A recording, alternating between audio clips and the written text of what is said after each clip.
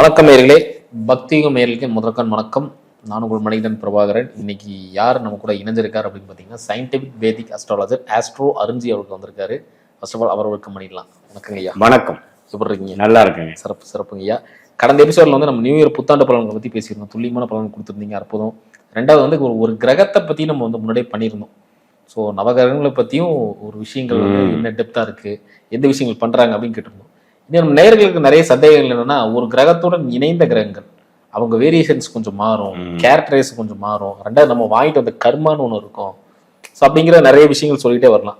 So அப்படி இருக்கும். நம்ம நீங்க பார்க்கக்கூடிய சீரீஸை பார்த்தீங்கன்னா இணைவோட எப்படி இருக்கும் அப்படிங்கிற ஒவ்வொரு கிரகத்தை பற்றி நம்ம எடுக்கலாம். இன்னைக்கு முதன்மை கிரகமாக எடுக்கக்கூடிய சனி பகவான்.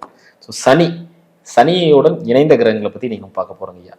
கண்டிப்பாங்க. இப்ப பாத்தீங்கன்னா நம்மளுடைய ஜாதகத்துல 12 கட்டம் இருக்கு, 27 நட்சத்திரம் இருக்கு. ஒரு கட்டத்திலையும் பாத்தீங்கன்னா 2.25 நட்சத்திரம் அடக்கி ஒரு 12 ராசியாக பிரித்து அந்த 12 ராசியில 9 கிரகத்தை பொருத்துறோம் இல்லைங்களா?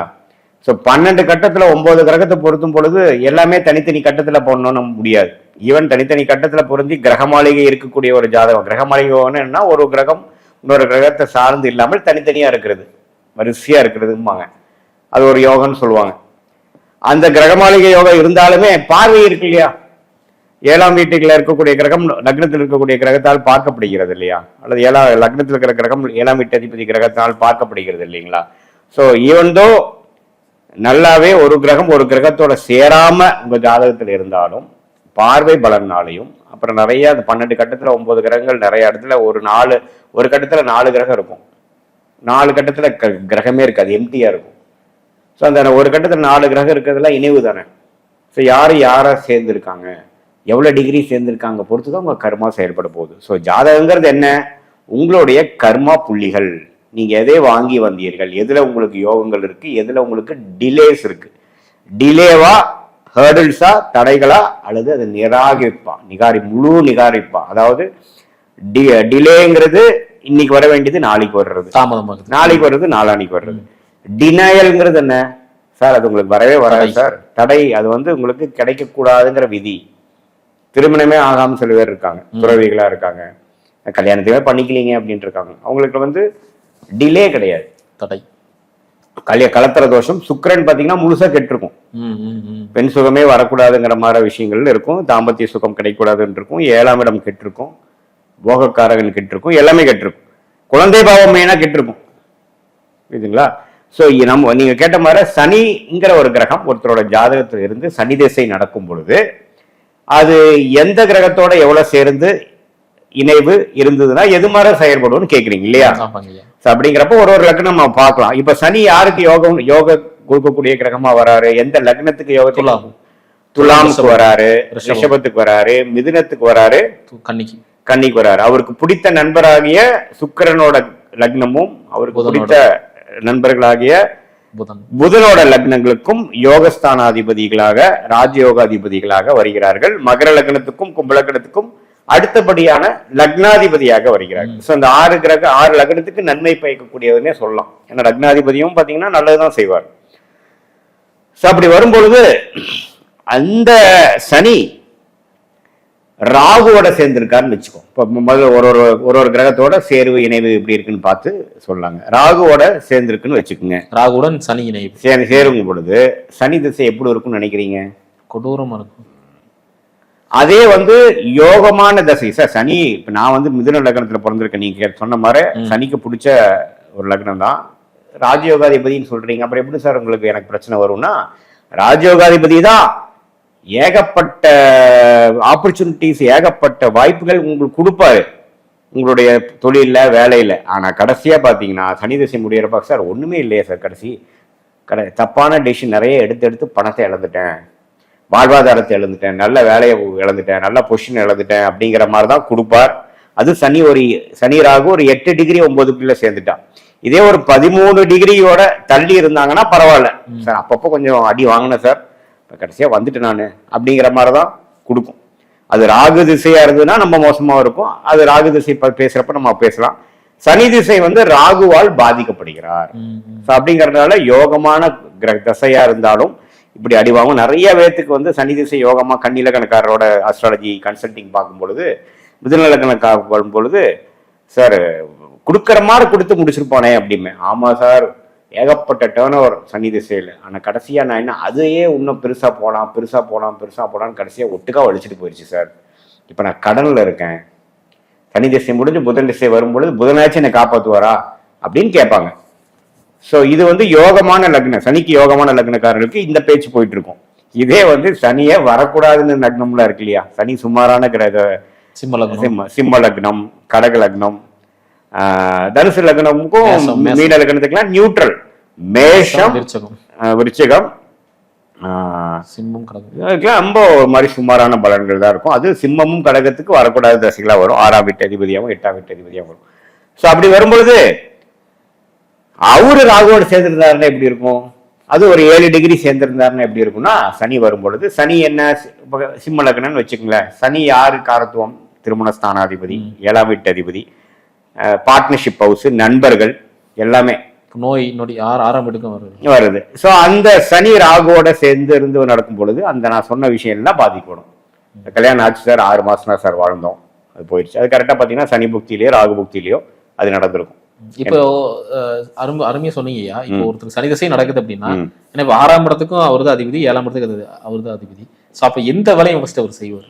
ஃபர்ஸ்ட் பார்த்தீங்கன்னா அவர் எந்த 2 ஆதிபத்தியம் இருக்கக்கூடிய கிரகம் எந்த ஆதிபத்தியம் செய்யுதுன்னு பார்க்கணும். எந்த கிரக அந்த சனியே 7 இருந்தாருன்னா முதல் 7ஆம் வீட்டு வேலையை தான் செய்வார். மூலத்திருகோண வீடா இருக்கிறனாலையும் சரி, மூலத்திருகோண வீடு இருக்கிறதுக்கு தான் அதிகமான ஃபர்ஸ்ட் கொடுக்கறது. பட் இருந்தாலும் கிரகம் அந்த 6, 7 கூடையவர் 7லயே இருக்காருன்னு வைங்களேன், ஃபர்ஸ்ட் 7ஆம் வீட்டு வேலையை செஞ்சுட்டு அப்புறம் தான் மூலத்திருகோண வீட்டு வேலைக்கே கொஞ்சம் போகும். ஸோ இப்போ ஃபார் எக்ஸாம்பிள் சனி 6ல இருக்காருன்னு வைங்க, யாருக்கு சிம்ம லக்னத்துக்கு, மூலத்திருகோண வீடு கும்பம் தான் இல்லையா, கும்பத்தோட வேலை செய்யாக்கு முன்னாடி 6ஆம் வீட்டு வேலையை முதல் செய்யும். என்னதான் மூலத்திருகோண வீடு வந்து 7ஆம் வீடா இருந்தாலும் சனி யாருக்கு டைரக்டா கனெக்ட் ஆயிருக்காரு, 6ஆம் இடத்துக்கு தான் கரெக்ட் ஆயிருக்காரு. ஸோ 6ஆம் வீட்டோட இதே வந்து சனி 6லயும் இல்லைங்க சார், 7லயும் இல்லைங்க சார், 9லயோ 10லயோ 11 இருக்கானா முதல் மூலத்திருகோண வேலை செஞ்சுட்டு அப்புறம் 10ஆம் வீட்டு வேலையும் செஞ்சுக்கிட்டு அப்புறம் 6ஆம் வீட்டு வேலையை செய்யும். புரியுதுங்களா? ஸோ இது ஒரு மாதிரி ரிசர்ச்சான ஒரு விஷயம் தான் நீங்க கேட்ட கேள்வி. ஆனா இது இப்போ நீங்க சனி ராகுவோட சேரும் பொழுது அந்த சனி எந்த கிரகத்துக்கு ஆதிபத்தியம் பெறுகிறாரோ, எந்த பாவத்துக்கு ஆதிபத்தியம் பெறுகிறாரோ அந்த பாவம் கெடும். எப்போதுமே நீங்க சொல்றது பார்த்தா அது ஒரு டெட்லி காம்போ தான் சனி ராகுங்கிறது. டெட்லி காம்போ தான். என்னன்னா ராகு போகக்காரகன், பெரிய லெவல்ல போலாம், ஆசை கொடுத்து பேராசை கொடுப்பான். ஆனா இதுவே சனி ராகுவோட சேராமல் கேதுவோட சேர்ந்திருந்தாருன்னு வைங்க, அப்படியே மாறுது. யாத்திரை அது மாதிரி ஸ்பிரிச்சுவாலிட்டி கொடுத்து அப்புறம் பணத்தை சேவ் பண்ணி, இப்ப ஃபார் எக்ஸாம்பிள் ஒரு 50 கோடி டேர்ன் ஓவர் பண்ணிட்டு இருக்காரு ஒரு பார்மசிட்டிக்கல் லைன்ல. அவருக்கு செவ்வாய் நம்ம அருமையா இருக்குது, பார்மா தான் அவரோட மெயின் ஜாப், டிஸ்ட்ரிபியூட்டரா இருக்கிறாரு, எதை பண்றாரு, மொல்லமா மேல போவாங்க, ரொம்ப வேகமா போக மாட்டாங்க, பக்குவமா போவாங்க. இதே சனி திசை நடந்திருந்தாலும். இதே ராகுவோட சேரப்பதான் என்னன்னா அதிக ஆசை, போகக்காரகன், அதை பிடிச்சிடலாம் இதை பிடிச்சிடலாம், இன்னும் கொஞ்சம் ஒரு 100 கோடி ரூபாய் நம்ம லோன் வாங்கி ஒரு பேங்க் லோன் வாங்கி போனோம்னா டக்குன்னு நம்ம வந்து மல்டிநேஷனல் கம்பெனி மாதிரி போயிடலாம். ஆசை கொடுக்கும், காமிக்கும். அப்புறம் கிடைச்சுன்னா அது போனதுக்கு அப்புறம் தான் நம்மளால முடியல அப்படின்ட்டு அப்புறம் டோட்டலா எந்திரிக்க முடியாத அளவுக்கு பேங்க்ரப்சி ஃபைல் பண்ற அளவுக்கு, மஞ்சள் நோட்டீஸ் கொடுக்குற அளவுக்கு போயிடும். அது எல்லாத்துக்கும் போகும்னு சொல்ல வரல. அது வந்து காம்பினேஷன்ஸ் இருக்கு. உங்களுக்கு என்ன லக்னம், எந்த தசை, அப்புறம் அந்த செவ்வாய் ராகுவோட சேர்ந்து அடி வாங்குறார், சனி ராகுவோட சேர்ந்து அடி வாங்குறாரு, பிரச்சனை வருது. இத செவ்வாய் வேற பாத்துட்டாருன்னு வைங்களேன், அந்த செவ்வாய் வந்து கடக லக்னம் சிம்ம லக்னமான யோகமான கிரகத்தோட ராஜயோக அதிபதியாக பார்வை இருந்தா கூட கொஞ்சம் பரவாயில்ல. ஸோ கொஞ்சம் ட்ரை பண்ண சார், கிடைக்கல, சக்சஸ் ஆகல, கைக்கு வந்தது வாய்க்கு வரலின்னு சொல்லுவாங்க. ஆனா கன்னி லக்னம் மிதுன லக்னமா இருந்து அந்த செவ்வாய் பார்வையா இருந்ததுன்னா இது கேஸும் ஆயிடுச்சு சார். இப்போ செக் கேஸ் போயிட்டு இருக்குது நம்ம மேல, அது போயிட்டு இருக்கு, 3-4 கேஸ் போயிட்டு இருக்குது. இப்பதான் உள்ள போயிட்டு வந்தேன், பெயில் ஆன்டிசிபேட்டரி பெயில் எடுத்துட்டு இருக்கோம், வம்பு வழக்கு, சொசைட்டில பிரச்சனை, அங்க அந்த பக்கம் போகவே முடியாது சார், ஊர் விட்டு ஊர் போயிட்டோம், பிரச்சனை, அது எல்லாமே கொடுக்கும். அது வந்து ஒரு பலன் மாறும். ஸோ இப்படிதான் வந்து கர்மா செயல்படுது. இப்ப நம்ம ஜோதிடரா நமக்கு என்ன வேலை, இவங்களோட ஜாதகத்தை பார்த்தோன்னா எந்த கிரகம் எங்க இருக்கு, எவ்வளவு டிகிரி சேர்ந்துருக்குது, அதான் டிகிரி கணக்குல பார்க்கணும். யாருமே டிகிரி கணக்குல துல்லியமா பாக்குறது இல்லை. சும்மா 4ஆம் இடங்கிற துலாம்ல உங்களுக்கு 4 கிரகம் இருக்கு, 7ல 3 கிரகம் இருக்கு அப்படின்னா 3 கிரகம்னா எவ்வளவு பக்கத்துல இருக்கு, எவ்வளவு தூரமா இருக்கு. இப்போ 1 டிகிரியில ஒரு கிரகம் இருந்து 29 டிகிரியில ஒரு கிரகம் இருந்தா சேர்க்கையே இல்லை. 23 டிகிரிக்கு மேல சேர்க்கையே இல்லை. அப்புறம் எதுக்கு நம்ம கரெக்டான இணைவு அப்படின்னு எத்தனை டிகிரிக்குள்ள? 13க்குள்ள இருக்கணும். 13க்குள்ள 8க்குள்ள இருக்கிறது பயங்கரமான இணைவு. நம்ம இணைவு 7 டிகிரி 6 டிகிரில ரொம்ப நம்ம 2 கிரகமும் பாதிக்கப்படும். புரியுதுங்களா? 13 டிகிரிங்கிறது ஓரளவுக்கு இணைவு, 2 கிரகமும் ஓரளவுக்கு பாதிக்கப்படும். அதுக்கப்புறம் 23 டிகிரிக்குள்ள இருக்கிற வரைக்கும் சிறு சிறு தொந்தரவுகள் 30% எஃபெக்ட் இருக்கும். 30% எஃபெக்ட் இருக்கும். 23 டிகிரிஸ் மேல இருந்ததுன்னா இணைவே இல்லைன்னு அர்த்தம். அவன் வேற ரூம்ல இருக்கான், நாம வேற ரூம்ல இருக்குங்கிற மாதிரிதான். புரியுதுங்களா? இது வந்து எப்படி சார் தெரியுதுன்னா, நீங்க இந்த தசா அந்த நடக்கிறப்ப அந்த வாழ்க்கையில நடந்தது வச்சு இப்போ வந்து ராகு சுக்கிரன் 23 டிகிரி விலகி ஒரு ஜாதகம் இருக்குது, சுக்கிர திசை நடக்குதுன்னா உங்களுக்கு கலப்பு திருமணம் நடந்ததுங்களா, உங்களுக்கு வந்து பெண்கள்னால சில பிரச்சனைகள் வந்தது, ஆனா ஒண்ணுமே இல்லைங்களே சார் நல்லா இருக்கேன் அப்படிம்பாங்க. இதே ஒரு 13 டிகிரிக்குள்ள இருந்து சுக்கிரனும் ராகு சேர்ந்து சுக்கிர திசை நடந்ததுன்னா, ஆமா சார் அது சின்ன பிரச்சனையாச்சுங்க ஆச்சு, அப்புறம் ஒரு காலேஜில் ஒரு வேற ஜாதி பொண்ணை கல்யாணம் பண்ணேன், மீன் லவ் பண்ணேன், அது கொஞ்சம் சரி வரல, அப்படி அது மாதிரி சில விஷயங்கள்லாம் போகும். ஸோ எப்படி நம்ம டிகிரியை கணக்கெடுத்து நம்ம அனுபவத்துல வரோம்னா பலன் பார்த்து தான் வரணும். புரியுதுங்களா? அதுக்குதான் அனுபவம் தேவைப்படுது. அஸ்ட்ராலஜில வந்து நல்லா அக்யூரேட்டா நீங்க ப்ரிடிக்ட் பண்ணோம்னா உங்களுக்கு குறைஞ்சது 15-20 வருஷம் ஒரு 40,000 50,000 60,000 ஜாதகம் பாக்குறப்பதான் அது நீங்க லேர்னிங் மென்டாலிட்டியோட பார்த்துட்டு இருந்தீங்கன்னா தான் ஒன்னொன்னுலயும் என்ன கத்துக்கிட்டீங்க, அவரோட பலன் சொல்றதை வச்சு அவங்களோட ரிசல்ட் லைஃப்ல என்ன நடந்ததுன்னு வச்சு மேட்ச் பண்ணி நீங்க வந்து அக்யூரசி இன்க்ரீஸ் பண்ணி, எப்படி ஆர்டிபிஷியல் இன்டெலிஜென்ஸ் ஏஐ எல்லாமே பண்ணி கொடுக்குது, எப்படி பண்ணுதுங்க, முதல்ல ட்ரெயின் ஆகுது, ட்ரெயின் ஆகிட்டுக்கு அப்புறம் தானே அது கொடுக்குது. அதே மாதிரிதான் நம்ம ட்ரெயின் ஆகிறோம், நம்ம மைண்ட் வந்து ட்ரெயின் ஆகிட்டு இருக்கு. ஸோ சனி வந்து ராகுவோட சேரும் பொழுது இத்தனை பாதிப்பு, இதே கேதுவோட சேரும் பொழுது நல்ல பலனை கொடுக்குறாரு. சனியோட கோர குணங்கள், சனியோட எந்தெந்த குணங்கள் மோசமான குணமோ அந்த குணமெல்லாம் போய் அருமையான குணமாகிய நீங்க சொன்ன மாதிரி ஸ்பிரிச்சுவாலிட்டி, ஆன்மீகம், நல்ல பொறுமையா போகிறது, பேராசைப்படாமல் இருக்கிறது, பிரின்சிபிள்டா வாழ்றது, அது மாதிரி விஷயங்கள்லாம், எதுக்கு ஆசைப்படாம இருக்கிறது, நேர்மையாக இருப்பது, போதுங்கிற மனசை கொடுக்கக்கூடிய இதெல்லாமே இருக்கு. ராகு அப்படியே ஆப்போசிட். சோ கேது ராகு பார்த்துட்டோம். இதே வந்து செவ்வாயோட சேரும் பொழுது செவ்வாயும் கெட்டாரு சனியும் கெட்டாரு. சனி சேரவே கூடாது. ஏன்னா 2 பேருமே வந்து எதிரியான இவர் ஒரு டெட்லி காம்போ தான். ஆமா, சனி செவ்வாய் எந்த இடத்துல சேர்ந்துருக்குதோ நீங்க வந்து ரெட் இங்க்ல சுழிச்சுக்குங்க. எப்படி நம்ம பேப்பர் திருத்துவாங்க நம்ம ஸ்கூல்ல படிக்கிறப்போ, நம்ம ஏதோ மிஸ்டேக் பண்ணிட்டோம்னா ரெட் இங்க்ல சுழிப்பாங்க. சுழிச்சுட்டு 2 மார்க் போடுற இடத்துல 0 போடுவாங்க, அல்லது 0.5 1/2 மார்க் அல்லது 1 மார்க் போடுவாங்க. அது எந்த அளவுக்கு தப்போ அதை பொறுத்து. சிறப்புங்க. இப்ப வந்து ஒரு இடம் சனியும் செவ்வாயும் இருக்கிறாங்க ஒரே கட்டத்துல, அது பாதிப்பு அதிகம் தருமா இல்ல பார்வைகள் வந்து பாதிப்பு அதிகம் தருமா? 2மே ஈக்குவலி தான். ஆனா சனி செவ்வாய் சேர்க்கை வந்து இன்னும் அதிகம். ஏன்னா அந்த பாவத்தையே கெடுத்துருது. இப்போ சனி செவ்வாய் சேர்ந்து கடகத்தில் இருக்காருன்னு வைங்க, துலா லக்னத்துக்கு சனி செவ்வாய் சேர்ந்து கடகத்தில் இருக்கிறார், எந்த சுப பார்வையும் இல்லை. கடகை யாரோட வீடு? சந்திரனோட வீடு. சந்திரன் யாரை குறிக்குது? அம்மாவை குறிக்குது. அந்த சந்திரனும் உங்களுக்கு சரியா இல்லாம உங்க ஜாதகத்துல அமாவாசை சந்திரனாக சேர்ந்து ராகு எதுக்கோட சேர்ந்து அல்லது சனியோட சேர்ந்து அல்லது ஏதோ ஒரு நல்லா இல்லாம பிரிச்சகத்துல நீச்சமா போய் அப்படிலாம் இருந்ததுன்னா, கடகமும் கெட்டுச்சு சந்திரனும் கெட்டுச்சுன்னா அம்மாவுக்கு உங்களுக்கு பிரச்சனைங்க. ஆமாங்க, நம்ம ஒரு சந்திர திசை ஒரு 19 வயசு 20 வயசுல எல்லாம் நடக்கும் பொழுது அம்மா சின்ன வயசுலயே இறந்துட்டாங்க அப்படின்னா வரும். புரியுதுங்களா? ஸோ அதனால அந்த சனியும் செவ்வாயும் எந்த பாவத்தை சேர்ந்தாலும் அது கெடுத்துருது. அதனால சேர்க்கை தான் அதிகம். பார்வை பார்த்தீங்கன்னா அதுல ஒரு 50-60% வரும். அது வந்து ஒரு 9 டிகிரி 8 டிகிரிக்குள்ள பாக்குதுன்னா நல்லாவே கெட்டுக்கும். 2 பேரும் கெடுத்துப்பாங்க. சனி திசை சனி புக்தியில பிரச்சனை வரும், செவ்வாய் திசை செவ்வாய் புக்தியிலையும் பிரச்சனைகள் வரும். ஆனா அந்த செவ்வாய் என்ன ஆதிபத்தியம் பெற்றிருக்கு உங்களோட லக்னத்துக்கு, சனி என்ன ஆதிபத்தியம் பெற்றிருக்கு உங்க லக்னத்துக்கு வைத்துதான் எந்த மூலமாக எந்த பிரச்சனை வரும், யார் மூலமாக பிரச்சனை வரும். உங்களுடைய ஸ்பவுஸ்னால பிரச்சனை வருதா, ஹஸ்பண்ட் ஒய்ஃப் பிரச்சனை வருதா, உடல் நல கோளாறுனால பிரச்சனை வருதா, திடீர்னு பினான்சியல் விஷயத்துல லீகல் கேஸ் வம்பு வழக்கு வருதா, பூர்வீகத்துல பங்காளிகள் சண்டை வருதா, நண்பருக்குள்ள வருதா, எக்ஸ்ட்ரா மேரிட்டல் அஃபேர் சொல்றோமா அது மாதிரி ஏதோ வருதா, அந்த சனி செவ்வாய் எந்த பாவத்தில் இருக்குது அதுல இருந்து தான் வரும். அதை வச்சுதான் நான் பார்க்கறோம். சனி வந்து ராகுவோட சேர்ந்த என்னன்னு பார்த்துட்டோம், சனி கேதுவோட சேர்ந்த என்ன பார்த்துட்டோம். சனி செவ்வாயோட சேர்ந்ததுன்னா அதுவும் வரவேண்டிய விஷயங்கள் வராமல் தட்டு போய் பிரச்சனையாகி விரக்தியாகி தரித்திரம், பண இழப்பு, ஆக்சிடென்ட், அறுவை சிகிச்சை, எதிர்பார்க்காத சில விஷயங்கள் நடக்கிறது, லவ் ஃபெயிலியர். 5ஆம் இடத்துல சனி செவ்வாய் இருந்து சனி திசை செவ்வாய் புக்திலாம் நடந்ததுன்னா லவ் ஃபெயிலியர். ஏன்னா 5ஆம் இடங்கிறது லவ் கூடிய ஒரு விஷயம், அது மாதிரிலாம் இருக்கும். ஸோ இது நடக்கும். அதே மாதிரி சனி குருவோட சேர்ந்துட்டாருன்னு வைங்க, அவ்வளவுதான். குரு யாரோட சேர்ந்தாலும் வளர்த்துவார், எக்ஸ்பேண்ட் பண்ணுவார்.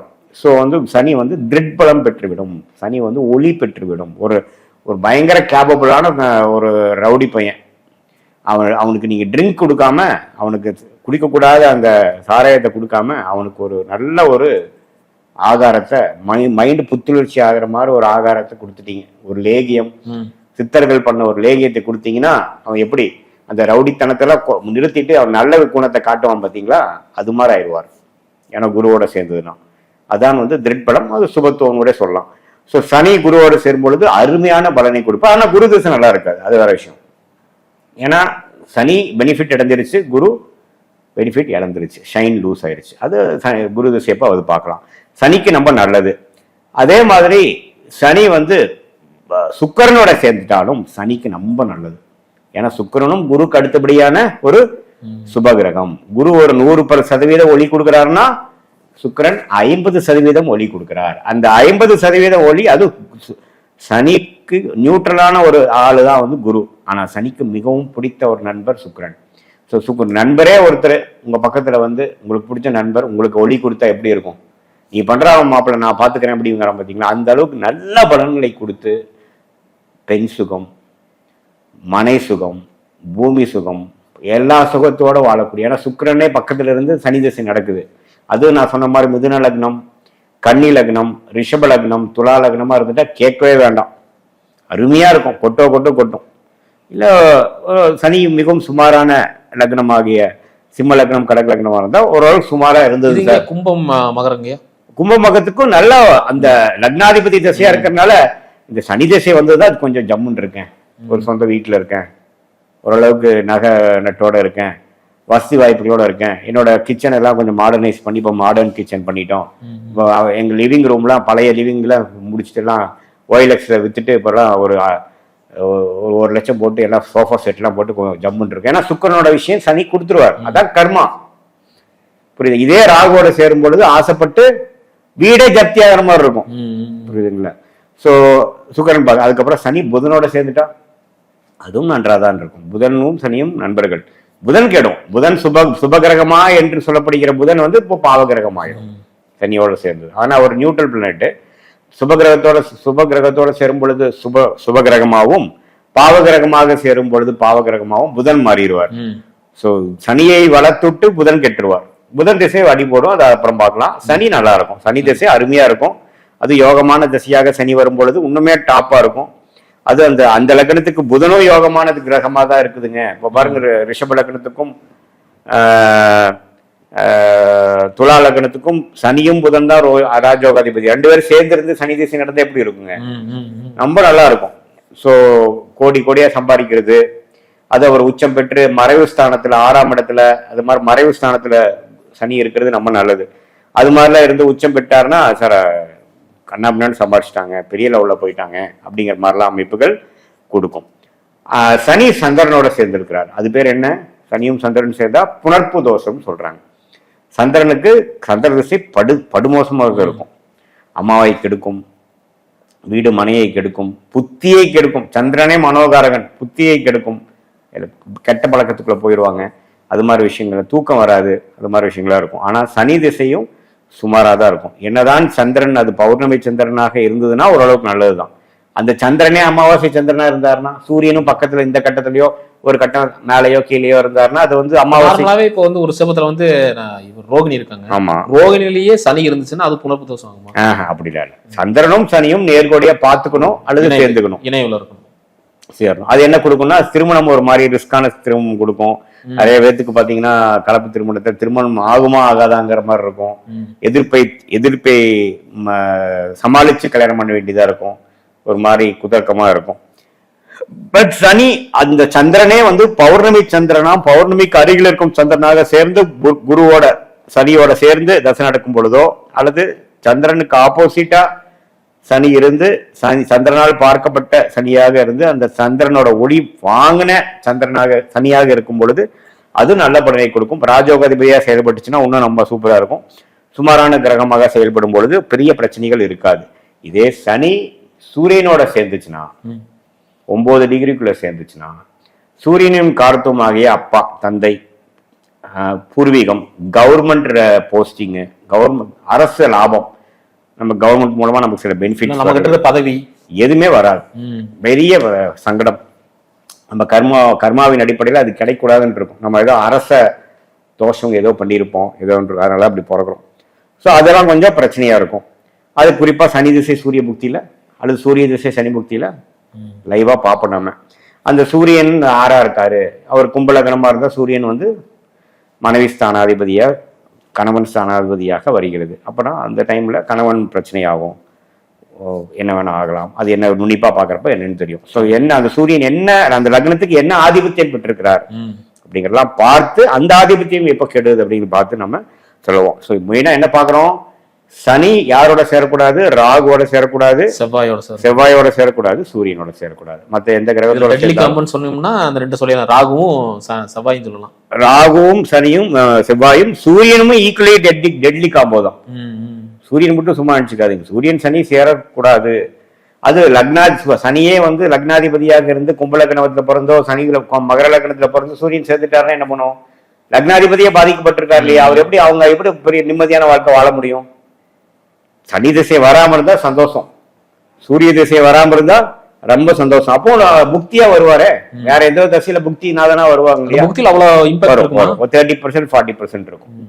தசநாதன் ரொம்ப சூப்பர் தசநாதனா இருந்து அந்த லக்னத்துக்கே யோகமான, ஃபார் எக்ஸாம்பிள் மகர லக்னமா இருந்து சனி சூரியனோட சேர்ந்து பாதிக்கப்பட்டிருக்கு.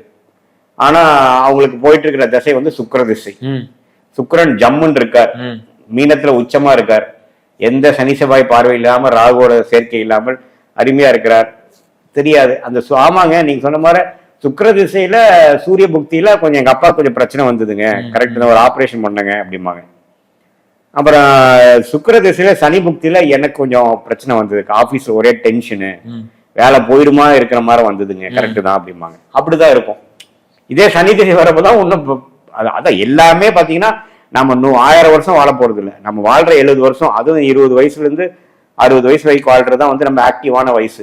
அந்த ஆக்டிவான வயசுல நீங்க என்னென்ன அனுபவிக்க போறீங்க, கடுமையான பாதிப்பு அனுபவிக்க போறீங்களா, கேர் ஆஃப் பிளாட்ஃபார்ம் வர போறீங்களா, அல்லது சின்னதா எறும்பு கடிச்ச மாதிரி ஒரு எஃபெக்டிவா பாதிப்பு வாங்க போறீங்களாங்கிறது உங்களுக்கு என்ன தசை நடக்குதுன்னு இருக்கு. ஆமா, சப்போஸ் உங்களுக்கு அந்த சனி தசையே வரலைன்னு வைங்களேன், நீங்க வந்து அஃபெக்ட் ஆக மாட்டீங்க. ஏன்னா அவர் ஒரு கேரக்டரிஸ்டிக்ஸ் பாத்தீங்கன்னா நம்ம எல்லா விஷயத்தையும் அனுபவிக்கிற மாதிரி இருக்க மாட்டார், எல்லாத்தோடையும் பேச மாட்டார். சனியும் சூரியனும் சேர்ந்து சனியின் லக்னத்துல பிறந்தவங்க என்ன பண்ணுவாங்க, ஒரு மாதிரிதான் இருப்பாங்க. அவன் அப்படிதான், அவங்ககிட்ட அதிகமா பேசாதான், ரொம்ப பேசுனீங்கன்னா அவன் கடிச்சு விட்டுருவாங்க அப்படிம்பாங்கல்ல, அது மாதிரிதான் இருப்பாங்க. அவங்க கேரக்டரிஸ்டிக்ஸ் அதுதான், அதனால அப்படிதான் இருக்குமே ஒழிய இந்த காம்பினேஷன்ஸ் வந்து தசையில தான் வேலை செய்யும், புக்தியில தான் வேலை செய்யும். வேற தசைகள் வரும்பொழுது அவ்வளவு பெருசா வேலை செய்யாது. புக்திநாதன் 30% தான் கொடுப்பாரு. அது எந்த ஆதிபத்தியம் பெறாரோ அந்த ஆதிபத்தியம் கொஞ்சம் கெடும். அது தசை நடக்கிறப்ப நம்பவே தெரியும். லக்னாதிபதியேவா இருந்தாருன்னா அவங்களோட கேரக்டரிஸ்டிக்ஸ் பர்சனாலிட்டிலேயே அந்த விஷயம் தெரிஞ்சிடும் நமக்கு. இதுதான் சனி எப்படி எந்த ஒரு இணைவு சூப்பரா பாத்துட்டீங்க. ரொம்ப ரொம்ப நன்றிங்கய்யா. நன்றி. அடுத்த காலையில சந்திக்கலாம். நன்றி.